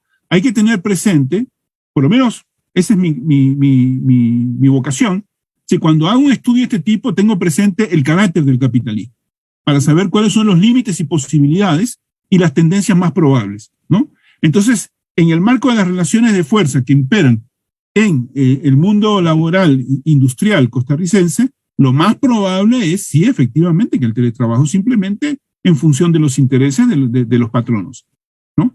Justamente lo que decía José, de la mentalidad de los trabajadores de zona franca, ese es el producto de la atomización. Lo que la atomización quiere lograr es justamente que la gente se plantee individualmente, ¿no? Y entonces, claro, comparan con la empresa que está en las condiciones de trabajo de la gente que trabaja fuera de la zona franca y se dan cuenta que tienen un mejor salario, qué sé yo, y efectivamente tienen un mejor salario, los distintos niveles de calificación, lo cual no quiere decir que no estén siendo, que no estén produciendo a la empresa un enorme volumen de ganancias. Es decir, pagan mejor porque la productividad es mucho mayor, ¿no? Pero bueno, yo creo finalmente, José, que el tema del nearshoring, de la cuestión de la atracción, se puede trabajar tal, porque yo soy lector de la tesis de Esquivel, se puede incorporar en la conclusión como una reflexión, no en el cuerpo del trabajo, no modificar el marco temporal, pero en la conclusión se puede utilizar la conclusión para desarrollar una reflexión que va más allá del límite temporal de la tesis, que incorpora el tema del nearshoring y cómo Costa Rica se puede beneficiar, cómo parece ser que Costa Rica está bien posicionado para beneficiarse de eso. Y lo otro es que, bueno, sobre el tema de flexibilización de regulación, bueno, entre nosotros, una persona que ha manejado mucho el tema, que lo ha trabajado durante años, es Ariane Grau.